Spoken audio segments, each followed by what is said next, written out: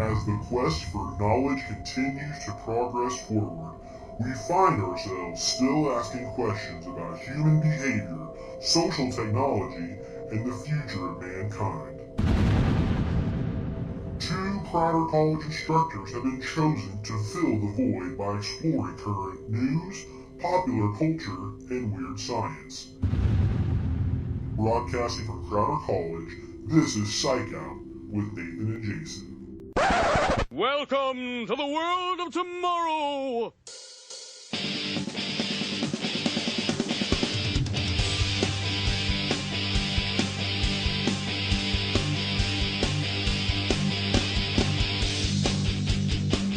Welcome to Psych-Out, episode 30. This is your guide to psychology, pop culture, entertainment, communication, and anything else we find interesting. For those of you watching for the first time, I'm Nathan Gandy, psychology instructor here at Crowder College. And I'm Jason Edgar, speech instructor. When we have bodies now. I know. We're now conscious of where we are and what we're doing. And so if our face gets in front of the mic. For those of you listening, we are now recording this via video camera and will appear on the interwebs, on the Googles. Yeah. You can find us, and we'll put information for that later in the podcast. YouTube. So we'll get all those addresses to you. So this is our first record in our new studio, which is a room in McDonald Hall. I don't know the room number. McDonald, 232. Yeah. Old McDonald had a hall. And your office is in what you call McFarber, right? Yeah, it's right on the cusp of, and actually now Davison, because that whole highway links to all three. So, yes. So we're going to try to move along and do things like we normally do them without being totally aware that people may be looking at us whole time. All right. So I'd asked Jason, before we started to think about some of the current events we want to talk about. Of course, the big one is the studio, so those of you watching, you can see it. Big Psych-Out news. That led Google this morning. Yes. And football was second, and Syria was third. Syria's third.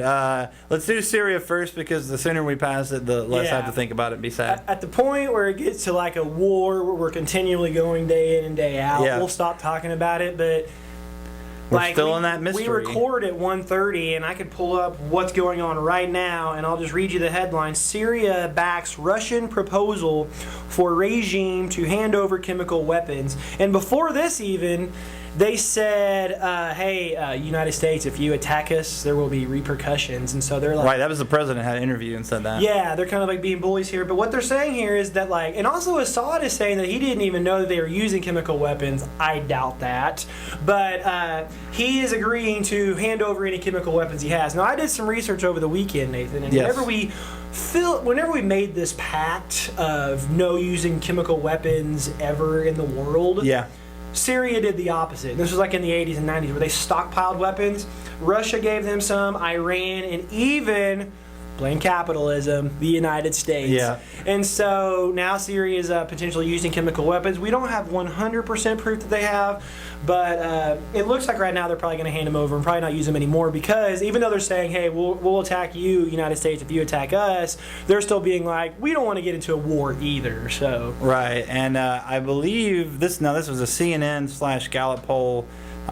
So different polls have different demographics, but I think the current opinion poll in the U.S. was about 80% against an invasion, so it was pretty darn high. Well, people don't want to go to war, and most people have a cursory knowledge of what's going on, and I'm all for a small attack, Nathan, on the military bases, not bombing their schools. Nobody wants to do that, but something has to be done, because like it kind of harkens back to Nazi Germany, am I right? Like, using chemical weapons, I don't know. It's incredibly hard. I don't have the answer either. When I have a couple of friends. Right answers, no, it's really not. I have a couple of friends that are, very strong on both sides, one side or the other. Yes, we should do it. No, we shouldn't. And I can understand both of their arguments, and I think they're good arguments. Like, I don't think either one is weak. which again makes me realize why I'm not a world leader and can't do this job because I can't make hard decisions. Yeah. I can pick a shirt out in the morning. That's about it. We had trouble figuring out weird science. That's right. Which silly thing do we want to talk about? Doling out weapons in Middle East. Not for us. Okay. Well, that's sad news. It is. Well, we talked a little bit about football. Now, this is not NFL news so much as Nathan news. Hey, I finally started watching League Season 4. Oh my God! Netflix, how did you get it? Netflix just put up. 4, yeah, okay. Season 4. Have you got to the one where they've tailgated yet? No. Okay, I've only done the first 2, which I went to the training camp. So, listeners, if you haven't watched the League, it's a show about guys who have their own fantasy football league. Mm-hmm. So I would say, I have a cursory knowledge of fantasy football, basic knowledge of football. I still find it very funny. But given that Psych-Out has its own fantasy football league, I do find it a little bit more amusing now. And strangely enough, we kind of all connect to certain players. I'm not necessarily married to Stephanie Bullard, but my brother is Taco, my brother is Tyler, and then we also have some people that kind of fit the Andre mold. Oh, poor people. But, Nathan, the problem with season 5, and it's going on right now, is it's on a channel called FXX. Yes, FX which is Fox's third network. They had Fox or Primetime Network, Fox, then FX, and then now FXX. I can only assume that it's just for raunchy material. I did hear that their focus is young adults humor, and that's why Always Sunny in Philadelphia went there. I don't know if I read this, but I think Archer's going there because it's kind of their hip adult humor thing. So that's my football news, which is not real football news. I didn't really want to talk a lot about football because we'll talk a little bit about it in conjecture with our fantasy football stuff in the closing. The other big news, I guess, Nathan, which is going to be fun news and it's not anti-Syria, but the opposite of Syria, is if you're an iPhone user, apparently the iPhone 5 is coming out. What to expect at tomorrow's Apple event. Oh, wait, this is just an event. I don't know if there's. Yeah, I didn't think it was coming out yet. Yeah, that's their big announcement. They're going to talk about the iPhone 5S, iPhone 5C, and iOS 7 release date. What's the iOS 7? Is that a iPad? The new operating system. Okay. Okay. Yeah, currently it's at 6. I have no idea what iOS stands for. Sometimes I'll even post pictures on the internet and it'll say this is in your iOS folder, and I don't know what that is. All you need to know is Siri will love you a little bit more. Okay. Well, tell us. I guess what are they trying to do with the iPhone 5? I don't have that information because I stopped following iPhone after 4 and then the 4S and all the 4. So I'm out of the iPhone loop too. What is your phone? I'm Android now. Me too. And no particular reason. I had iPhone. I never had one. I did that for a while. It was time for a new phone, a new plan. I said, well, let's do an Android. Never done that before. So it was just kind of my way of experimenting with myself of which do I like more. Currently, they both do about the same thing. So I haven't really had one or another. But I am interested in what they come out with because even though I'm not a huge Apple supporter in terms of I don't follow all their latest tech and gadgetry, every few years they do bring out something that does change things. I mean, the iPad itself put the tablet market in full swing. They're innovative. Their first iPhone, even their first iPod was something that really got things moving. So maybe we'll see something pretty cool there. What was I going to say about it? I have an Android as well. I like the iPad. I don't know about the I have an iPad as well. Yeah. They're innovative, and have you seen their commercials? They're all about kind of like bandwagon, where it's like more pictures taken with this phone, more relationships. Right. More people are doing it, so you should too. Which is interesting because for a while Apple's image was we're the indie. Yeah. You use us if you're hip and modern. So. Did you ever have Bill Gates's iPod? What was it? A Zune? Oh, the Zune. I never had one. I've never seen Microsoft one failed. with my eyes. Yeah, that went away long ago. All right, one more little bit of current events for 2020. Tokyo is going to be hosting the Olympics in 2020. Now, Nathan, you probably have your own opinions about the Olympics, and it's like a good way to like maybe protest and things like that. Who knows what we'll be protesting in 2020? That's true. But my question is. What I've read recently is that any country that hosts the Olympics, like their economy falls after the Olympics leave. Yeah, it's a gamble, and that's why. So it's not fun to host the Olympics. Right, in some instances, people get this huge influx and then a sudden withdrawal, and so now if your economy, I believe from what I've heard, if your economy can handle that. then it is ultimately very good for your economy. Like it balances out to be good, but you will take a big hit. Now, 2020 is that summer or winter? That would be summer. Summer is the one that's like every 4 years. The last time we were at Tokyo, was it winter? We've been there before. It's been a little while ago, but I can't remember. I'm not for sure. I remember. Listeners post and tell us. So, but yeah, that's cool. And for you anime watchers, the movie Akira took place in 2019, just before the 2020 Olympics. That was in 1980, so they knew it then. Come here for your anime news. That's right. Oh, Nathan, let's even like before we go on to weird science, do we need to talk about this screen behind us? Well, chances are viewers have already seen things float up behind us, so if they haven't been scared already, yes, you can see this green screen when we're not using it. This is part of the studio provided from our computer department here at Crowder College, and so our Ed Tech division. And so part of the reason they wanted us to record here is to also experiment with what we could do with video. Yeah. So we've got images. I promise not to put anything embarrassing behind Jason as far as he knows, because he can't see it right now. Absolutely. When I edit it, we'll see. And I mean, real quickly, we got to thank Mike Jernigan, Travis Christensen, and Eric Dethridge. Actually, he kind of had the idea. We had 3 or 4 ideas, and this all came together in one big project. Right. So, episode 30. There we go. Game changer. I'm strangely nervous. I don't know. I know. Suddenly there's a camera. There will probably be 2 people will go on YouTube and watch this the first time. But it's our normal listeners. I'm sure we'll have a great turnout. Hashtag make us popular. All right, well, let's take a break there. When we come back, we will continue our format with some weird science. So, see you then.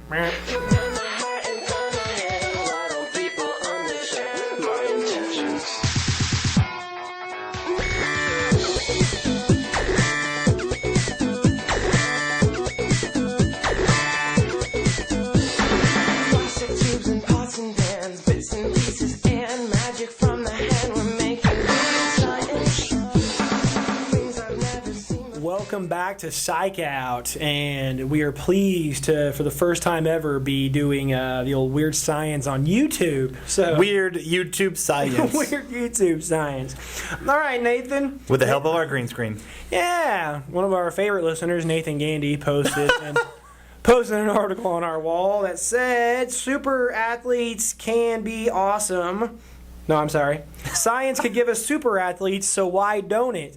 So Nathan posted this article, but he doesn't know much about it. So what inclined you to post it in the first place? We were having our debate, not even a debate, but we were having a discussion last podcast about athletes and athletics. And, you brought up the question of, we know a significant number of athletes have admitted to using illicit substances to gain an edge, steroids being the big one we talked about.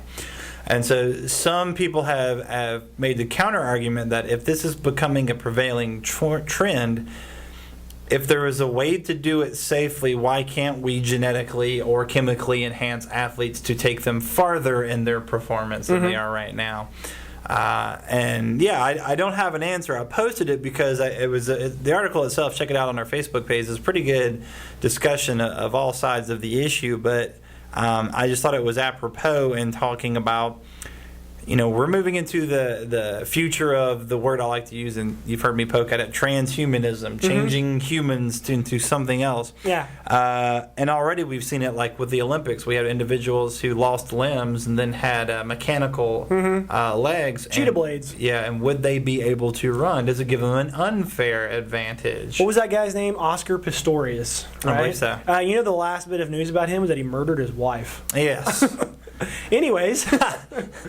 Sad science. Well, anyways, Nathan, I read more about your article, and it says that nature sometimes gives us athletes that have unfair advantages. So they may have stronger, Achilles or, bigger muscles and stuff. Then we talked about second, technology assist athletes. And so we could even talk about our old iPad here. If you're a baseball player, you could put your iPad up and take a picture of your swing. And I've seen, you've even seen baseball players where they have there are a few at bats on an iPod going back and forth. And so technology can allow you to kind of prepare better and also make game time decisions. Right. Think of Moneyball, speaking of baseball. Yeah, absolutely. Statistics making a better game. And I think the guy's argument is that third, if we allow them to do some sort of performance-enhancing drugs, why don't we let them? yeah. I guess they could be super cool athletes. It's social stigma versus safety, and yeah, I tend to shy away from it a little bit only because. Steroids was our example. There's too many unknown and dangerous side effects. Yeah. That. But if we are to get to a place, or again, thinking of transhumanism, where I can give you this gene therapy or this drug or this procedure, and it will increase your muscle mass, increase your dexterity. That's interesting. But then you also say, well, who can afford that? Is it only going to be rich athletes that can compete, or is there a special genetically modified league? And a lot of the time with the baseball players, it is against the rules. But what we're finding out is that we really detest the people that are lying about it. Right. Andy Pettitte, I mean, not the most famous pitcher, but he came out and said, "Hey, look, I did steroids twice. That's it." And he seems to be beloved. Like, people are okay with it. But Alex Rodriguez, considered the most hated man in baseball history, he keeps saying that, hey, I didn't do it. Hey, I didn't do it. Barry Bonds has both the single season and overall home run records. Yeah. And no one even looks at it. They want to acknowledge it. Yeah. So anyways, you want to transition into the next bit of weird science, or any closings on the super app? No, that was it, because this is not an experiment that was done, because obviously we're not doing experiments, not overtly, but I think it is weird science because we are on that point where we're not just talking about athletes abusing substance to get an edge. We're talking about having the technology to give them the edge to create better athletes, and what does that mean, and what's the future of the sport? So yeah, I think it's just science to ponder. Well, for our next word science, I didn't tell Nathan about it, and we're going to probably use this green screen here. But Nathan, I'm going to show you a picture, and I want you to tell me the first thing that pops into your mind. Okay? All right. I can't because it's profane. No, it's not. Although you'd probably be saying some profane things. What do you think about that? An insane traffic jam. Yeah, I believe, I think I heard about this. Wasn't this in China? This was in China. It lasted 3 weeks. It was 100 kilometers long. Jeez. And I love the shots of, not that I love that this happened, but the shots of those, like, just buses at 90 degrees. I mean, those giant vehicles all in each other. I mean, I just think of, you remember the Austin Powers movie where he's in that little car and he's like back in? I'm like, that's what I always think with buses. Like, how do you do that? Like, get out of that small space. Geez, what do they call it? They had a really funny name for it. I got one too, but it's profane. Thousands of cars. They say it's insufficient traffic capacity caused by maintenance construction. That's just big $2 words. Yeah. Maintenance. Is that a word for you, Jason? Yeah. Maintenance. I couldn't.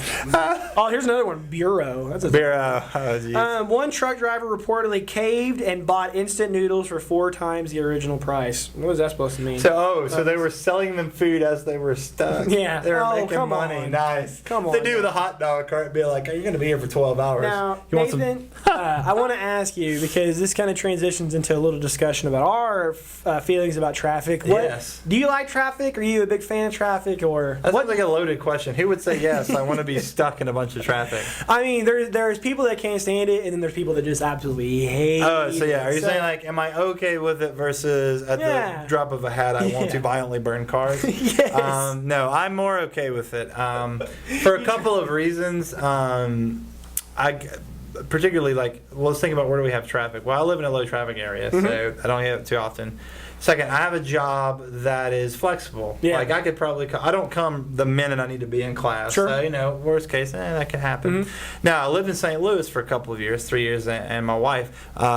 My wife worked probably 15 minutes from, we live from about 15 minutes from where she worked. Took her about an hour to get there every day. Oh my gosh. So, But what is that? Why is it so mind-numbing? Is it because we're just sitting there not doing anything? I think so. In fact, the other day, just this weekend, Mandy we were bored and she was getting agitated, and I was like, well, what's wrong? I was like, I want to do something.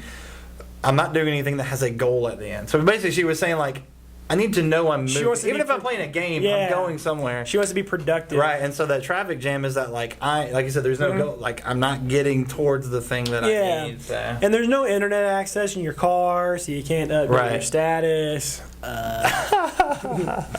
Anyways. No, that's good. I mean, that's traffic science because that's actually a legitimate industry that we don't think about in engineering. There's computer models of traffic flow patterns, and most of you drive at green lights and red lights that have computer-assisted or camera-assisted traffic programs. So, yeah, that's a real thing, and in larger cities, it's crazy. Have you been that Joplin, the new loop that's by 71? How is that? It's like you drive into the oncoming traffic and then the other way. For those of you that know what we're talking about, it's just like these interwoven lanes. Because of the tornado, we kind of had some issues. Yeah, we had to change it. So right near Olive Garden, that little intersection. Go check it out. Old 71. It's about Cracker Barrel. It's weird. Basically, the way it's set up is as you're driving, it forces you into what normally would be the opposing traffic lane and then back into your own lane. And the first time I drove it, there were no cars around, so I went the wrong way because I didn't know what I was doing. And then the second time there was a car, and it kind of took me. I was like, "Oh, that's the right way." Okay. Did you know that Joplin quadruples in size as the day goes on, and it kind of for vocation? I can see that. And also for sports, like on Saturdays, it's even on Saturday about 4 times the amount of people come in and then just leave because there's so many baseball games going on, football games going on. But Joplin is a huge hub. Yeah. And what I was going to say was, Neosho has its shortcomings, but like you said, I am never in traffic. It's comfortable. It's a nice. I'm never rushing to get to work.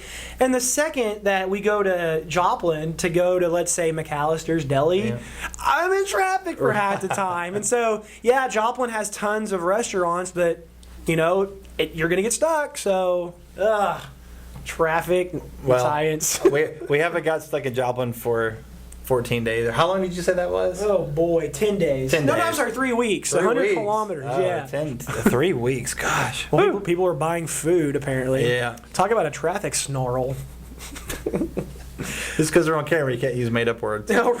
Well, any other weird science, Nathan? I think that's some good stuff for us. Did you have anything else you wanted to talk about? I think that's a good test of our green screen capabilities as we go through these weird science stuff. So let's take a break there, and when we come back, we'll hit our feature, which is returning to our top 100 lists.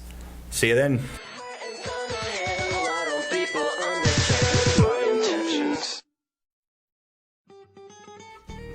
Episode 30 of Psych-Out is brought to you by Crowder College. That's where we are, Jason. Nathan, did you know that Crowder College has over 90 degree and certificate programs?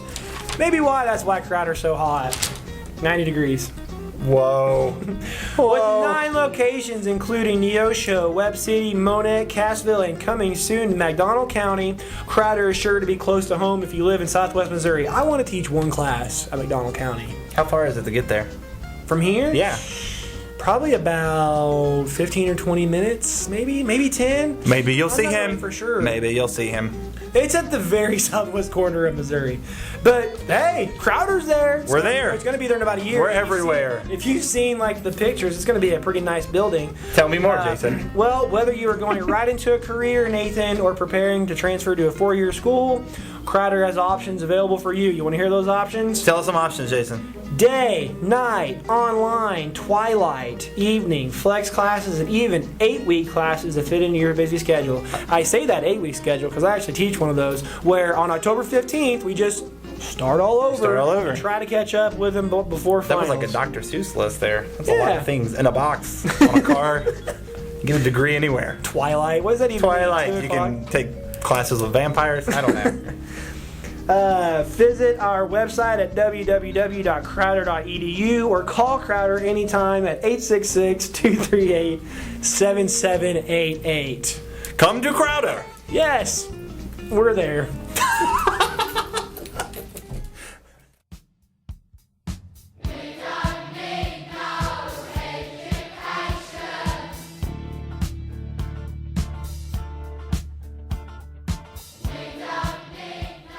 All right, welcome back to Psych-Out and to our feature presentation. Now, for faithful listeners, you have noted that we've been moving through a top 100 list that was provided by Entertainment Weekly. Now, it's quite a few months ago, so we've only returned to it as the topics moved us. First, there were films, then there was TV, and now, Jason, what is today's topic? Music. And we've had a music discussion before. We have. During the Grease fiasco. Fiasco. A good production marred by a review Jason didn't like. Okay. So, anyways, they were doing songs, or we're doing albums specifically. Albums, yes. And so what we're going to do is using their top 100 list, which is not ours necessarily, but we both kind of chose several that influenced us in some way, or were parts of our childhood or our young adult life, or even now today, or just things that we want to give reference to because maybe they did something really important. And so we're going to move from their list, and we're going to start not with their top 100, but we're going to start at the high numbers and move our way down. And so, Jason, you actually picked the same number that I did, 98, or what number was it? 98, yes, which was Saturday Night Fever soundtrack. Yeah. Staying Alive. That's number 95. 95, okay. So, number 95, we'll start. Why'd you pick that? Well, I think it's just very notable for the two songs, Staying Alive. And I saw an episode Night Fever is the other song, by the way. I heard it was on The Office, though, but if you resuscitate somebody, if you do it at the rate of staying alive, they'll stay alive. But it's got to be the You don't do that. At first I was afraid. They may die during that one. But that was on like an episode of The Office, and Dwight was a part of it. But nice. I don't know much about this because I wasn't born. I was born in '78, which was the zenith of disco music. So not something I was raised with. But my parents had that album, and I remember. Not that they were even in the disco, but I remember them having it, and as a kid, it was catchy. Like I said, Staying Alive. Staying Alive, Night Fever, More Than a Woman. Yeah. So I had to put that album because it was part of my childhood. So, well, you were alive when that came out, or you just listened to it? Saturday Night Fever, I think, was 77. I was 78. Now, I was a kid. Yeah. I was not old enough to. No, this was in the 80s that I listened to the soundtrack for the first time. All right. And again, it's all by the Bee Gees, if you guys don't know, and they're kind of the quintessential 70s disco group. So, next on our list, number 60 was a choice I made, and maybe this is because just I was reliving some high school moments, but it was the album Odelay by Beck. This is Beck's initial offering, has the classic Loser. Mm-hmm. Yeah. And Beck is sort of a to use the phrase wordsmith to the point where there's even a joke where he has the Becktionary where he makes up his own words for his songs. Yeah, but, it seems like a pretty smart music and pretty good music too. Yeah. Like all my music aficionado friends always talk about Beck. And probably for the same reason you're talking about, like you can put out any sort of bubblegum, TV or not bubblegum song out there and get it 10 million listens or whatever. But to be quite a wordsmith, like let's say Bohemian Rhapsody or something like that. Odelay.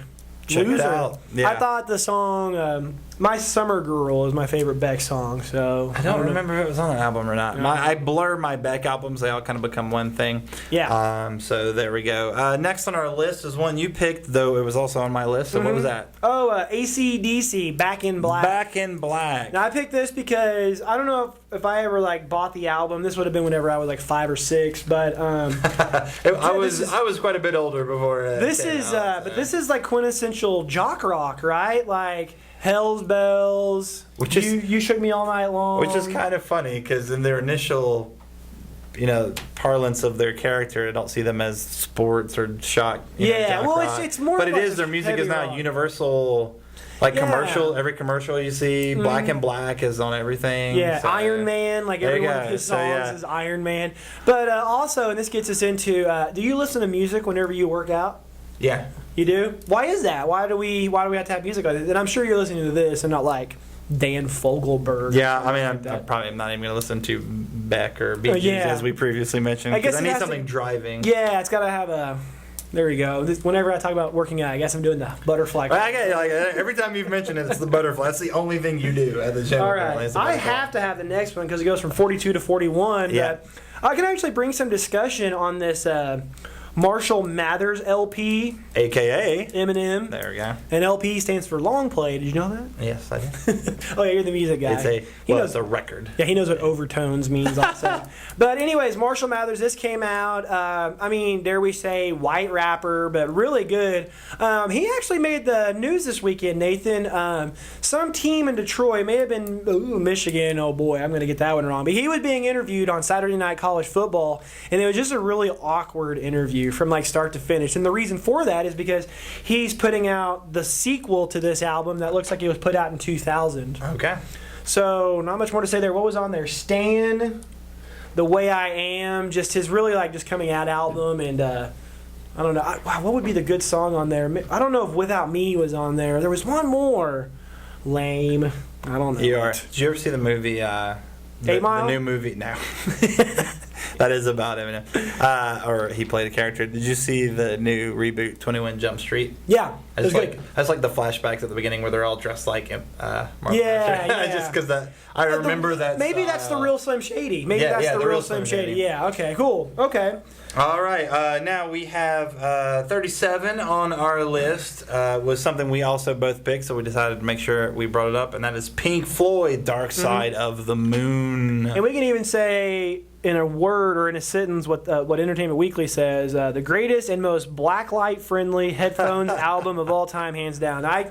I tend to agree. Like, you put it in, and there's really no differentiation between one song to another. No, it's definitely a work of music and not a bunch of songs put together. And again, that continuity plays really well into the discussion we talked about with Pink Floyd, where you time this with the Wizard of Oz. Right, the classic Wizard of Oz thing. They were just talking about this on the Opie and Anthony show, one of the radio shows that I listen to, but it's not music you listen to if you're, I don't know, not on drugs, because Comfortably Numb, it's like, hello. Yeah, there's only a couple of songs, like The Wall is upbeat enough, but there aren't too many where you're just like, yeah, I'm rocking out. It's more like, yeah, it is very trippy. The Great Gig in the Sky is a song of like just a woman screaming.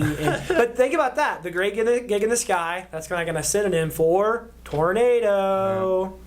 There we go. Look at you. Enough about the Pink wizard Floyd. Conspiracy. I've done it before. It's actually pretty interesting. Yeah, you can go on YouTube and do it. It's pretty fun to watch. And then Money's on there too. That's a good song. Money. We're all doing the best renditions of these songs possible. Yeah. Thanks, listeners, for sticking with us. And now viewers. So now, we're going to jump down quite a bit on their list. This was number 16, but Jason wanted to do this. This is Sunrise, Elvis Presley piece from looks like 1999 was when it was re-released. So obviously not when it first came out. But he only wanted it on this list for one reason. And what was that reason, Jason? I just wanted to do a quick impression of Elvis. He sounds a bit like Bill Clinton listening to Dark Side of the Moon. That's what I got out of that. So. Yeah, well, I mean, was that the only Elvis album on there? Like, I thought he was kind of more prominent, right?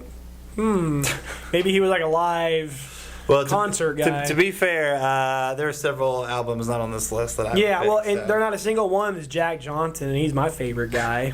Lame. Give him one at 94. Come on. So too new. I'm all shook up, Nathan. I don't know anything about gosh.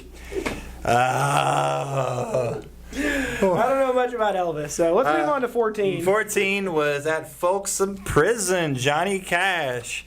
I told Jason I wanted to talk about this for a couple of reasons. One, it is a good album. Two, I am not a fan of the country or western genre.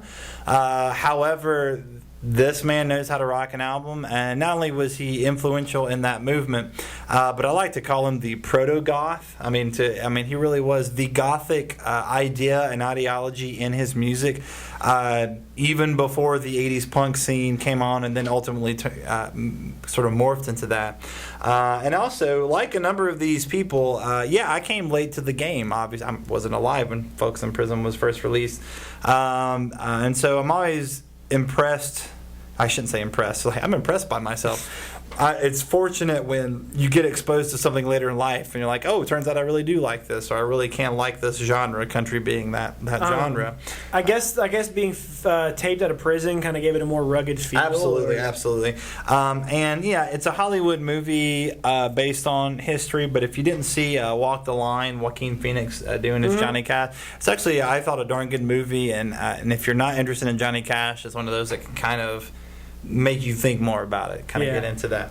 All right, so moving to number 10, a must-have on my list, and so I'll give it the top 10, and that is Nevermind by Nirvana. I think I would give this number 1, really. And that is to say, Nirvana is not my favorite band, but I cannot dispute the game changer that was this album. You went from hair rock, hair metal, Twisted Sister, to grunge. And then suddenly these punk personas in flannel came on the scene and just completely changed the landscape of music. Grohl, the drummer. Yeah. He's now the singer for Foo Fighters. Yes, another great band. And unfortunately, Kurt Cobain, that was a suicide, right? Yes, one of the more famous. Allegedly suicide, right? Like, if you're a conspiracy theorist. You think he committed suicide? Yeah. You don't think Courtney Love? Nah.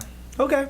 Well, I don't know what she's into, but you hear people read books, and then they'll say, he didn't commit suicide, and then you say, oh, really? And then they tell you what they read in the book, and it's like, well, I didn't read the book, but I also that's kind of a stretch too. Right. But you're one of the smartest people I know, Nathan. That means you need to meet more people. And so if you're saying it's not a conspiracy, then I guess neither that. Could it have happened? Sure, but it's more that point where when we lose idols that we love, it makes us feel better if they were taken away versus they took their own life, because that diminishes it to us.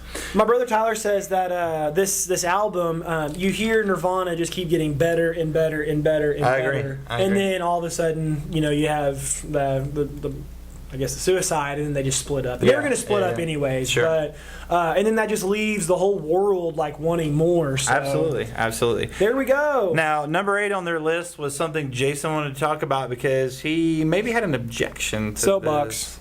All right, number 8 was My Beautiful Dark Twisted Fantasy. The new Kanye album, West. Our new album, 2010. Yeah. Okay, I like Kanye. I don't like him as a person, but I like him as a singer. We talked about listening to songs get you pumped up and stuff. Yeah. He does not deserve any property in the top 10. Knock him down to, let's say, 17, and then sneak a Jack Johnson in there. Come on. You and your Jack Johnson. We are not paid to gosh. So that's all we're going to give to Kanye. I don't even know what songs... maybe the Stronger, album, maybe. So. I'm not for sure, but he's a good singer. But again, I don't like the person. He just named his kid North, so his name would be Northwest. What's the deal with that? I thought that's pretty clever. Let's move on to the top 5, Nate Dogg. All right. Number 4 was one I had to put on this list. Because it definitely was influential to my musical taste, and that was Michael Jackson's Thriller. Arguably the album that if you weren't already on board with Michael Jackson at the time, you were. Yeah. I remember as a kid, and again, this is a very specific childhood type memory because I didn't follow his career later in life. My taste changed. But as a child, loving the idea, the fantasy of him, he had all of his songs, and Thriller especially is very, supernatural and fun, and pretty much, I don't know what else to say. I was moved by that album. What other songs were on it, besides obviously Thriller? And that also is one of the best music videos of all time. Yeah, typically is in the top 2 to top 3 of every list that's ever made. But that was the song that introduced me to him, and then from there, everything from Billie Jean to Smooth Criminal. Okay, yeah. Which weren't all. No, Smooth Criminal wasn't Thriller, but and even Bad, which is about when I stopped listening. Yeah. But he is the king of pop, still holds that mantle for most people. And so that was an album that kind of did it for us. Really diehard fans too, like absolutely. a lot of fans. That This is the Elvis level. He has that parallel. Yeah, he will have visitations for decades to come. I'm sure. And just a really good dancer. Yeah, That's right. He had a really weird, private life and a lot of questions. But as far as entertainer, like you said, the king. So king of pop. Yeah. Now you picked number 2, which is actually an album I really like, but I don't have enough to say about it, so I didn't. Purple Rain. Purple Rain. This is, of course, the enigmatic Prince and Purple Rain. Short guy. Did you know that? He like 5'1". It's a very strange individual. And we're calling him Prince, but his name is actually Taff Cap, the artist formerly known as Prince. Did he not go backwards? So, I'm not for sure. I think he maybe finally went back. Maybe his name is now just Prince. Just Prince. I don't know. But anyways, I don't know much about this either, Nathan, but it was made into a movie. And we mentioned 8 Mile earlier.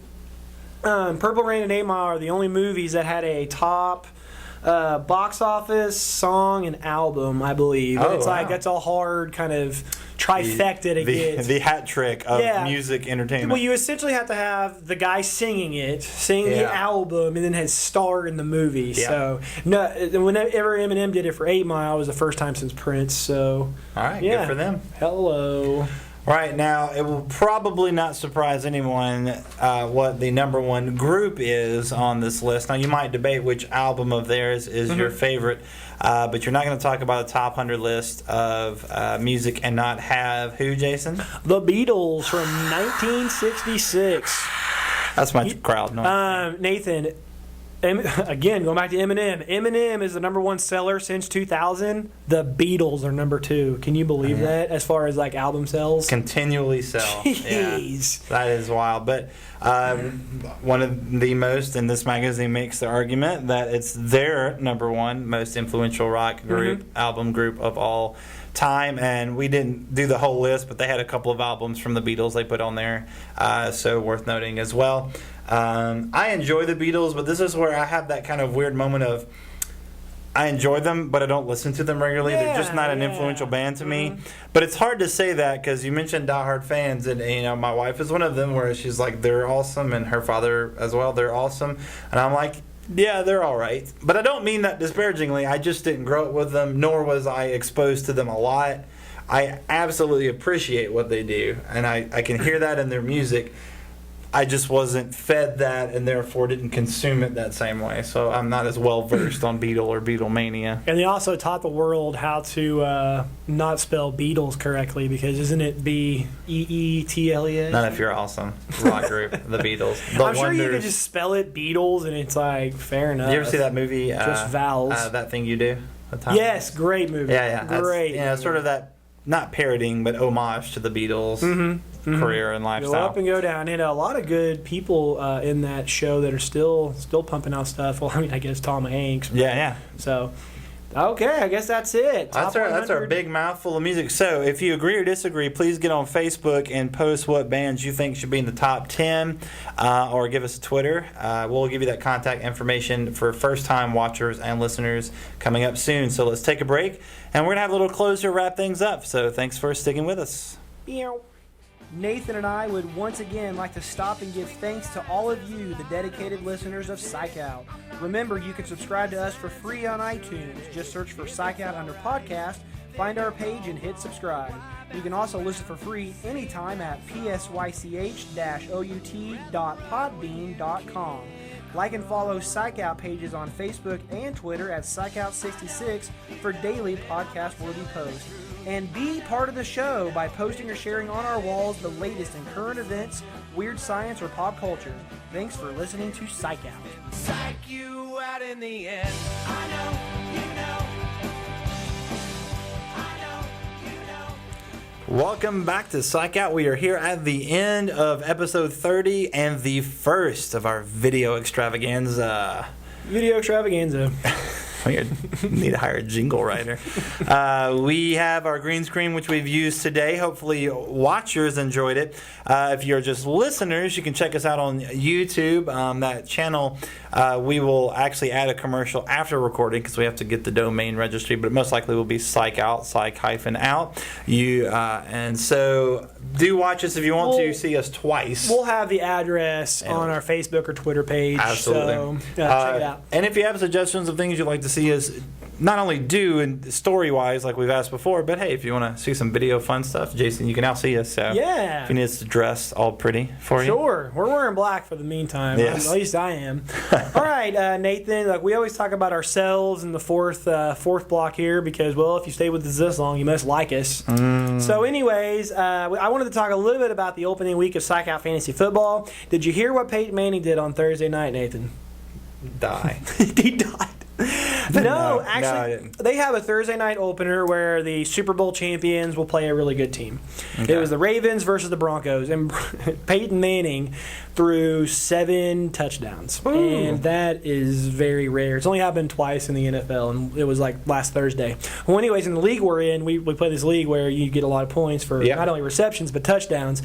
I was the recipient of Peyton Manning getting 60 points dumped on me by our very own Will Wheeler. So I went into the opening weekend down 60. And, nice. And Wheeler's, the rest of Wheeler's team was really good too. So I think I'm going to lose week 1.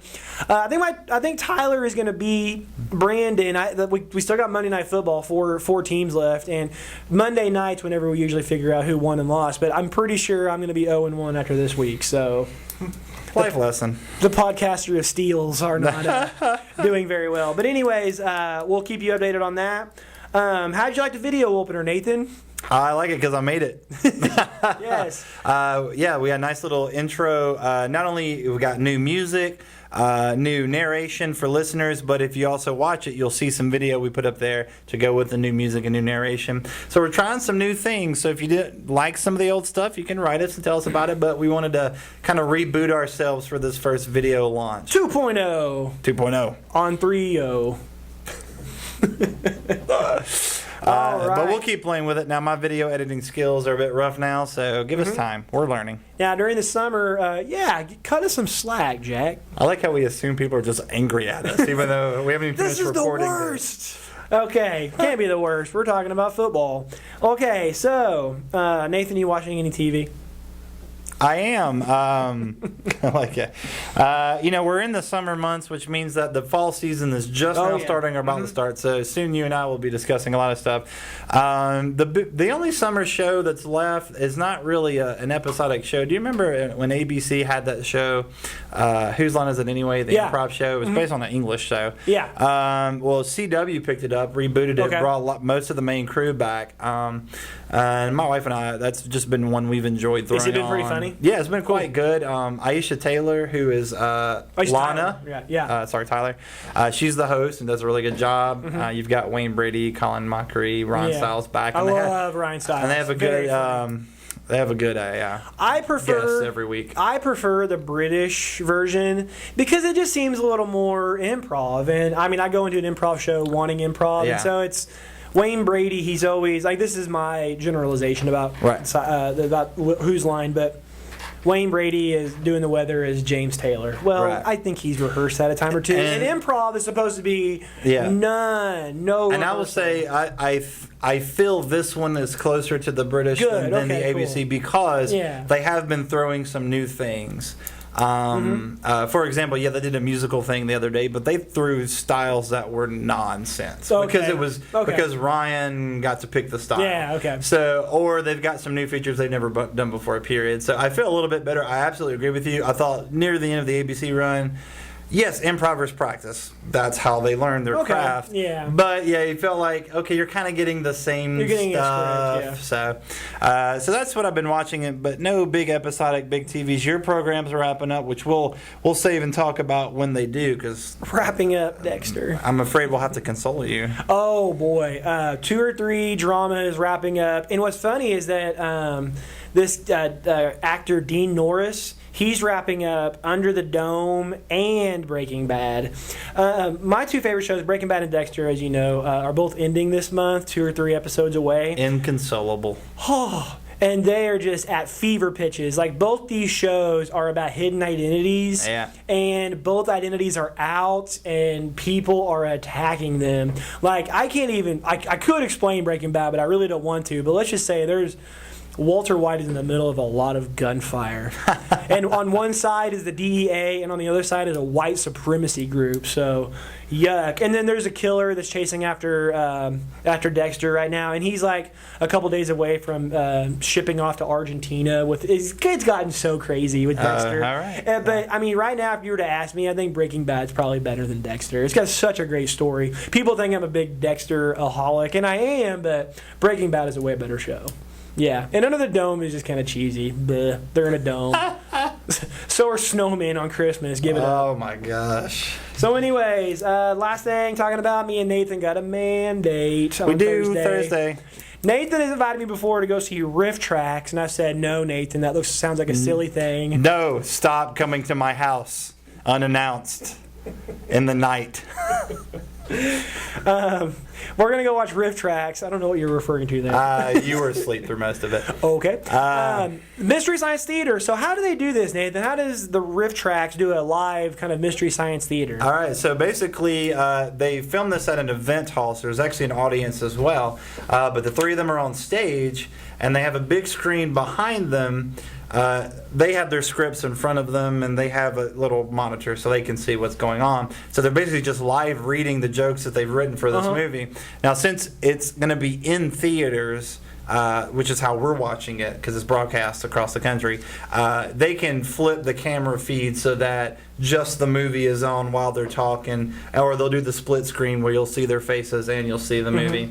And what's notable about this one, if any of you guys like Mystery Science Theater or whatever, they typically do really old, cheesy, bad, B-50s movies or whatever.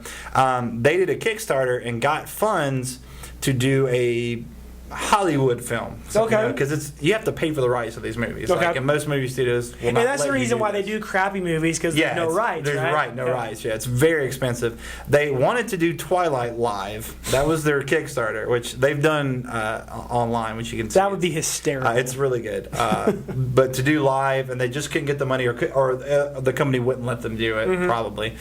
So they got the movie, I don't know if you remember this from the 90s, Starship Troopers. Yeah. So that's going to be their film that they're doing. So if you've seen that movie, it's pretty bad in hindsight. So it should be a lot of fun. It's got a young Neil Patrick Harris. So. Oh, yeah. NPH. So go see it. Jason, I'll be there at 7:30, Joplin Theater. Having a good time. Yep. All right. Got nothing more. Oh, we've said so much. Jeez. Well, that's the end of our recording and the end of our filming. So thanks for listening and or watching. If you listened and you want to see us, check us out on YouTube. If you saw us and like our podcast but thought our faces were scary or frightening or Jason dancing was a little bit weird, then you can listen to us. You decide. I think we just picked up viewers right now because you just said that, so they want to be like, what dancing is he doing? Absolutely. I always need a cat in our video. That's apparently the internet. Wow, that's good. Your Elvis impression, but your cat, surprisingly good. Yeah. Hey, how many cats do you have? 2. Is it I have my manly limit, Nathan. Is it Archer and Lana? Archer and Lana. I said, well, Manny and I have another friend who has a Sterling and Lana, and we couldn't remember which friend. Sterling. He went Sterling instead of Archer. My cat kind of looks like an Archer. Yeah. I don't know. All right. But I did, more information than listeners needed, but I suddenly wanted to know that on the air. As you know, I do have cats, but I have that 2, my manly limit. That's my manly limit. I've heard him talk about his cat. Don't listen to him. 3 is way too many, Don't guys. Come on. Kill one of those boys. I'm just kidding. Just kidding. We love animals. We love cats. All right, well, let's stop there. Thanks for listening. We'll see you next week. Bye-bye.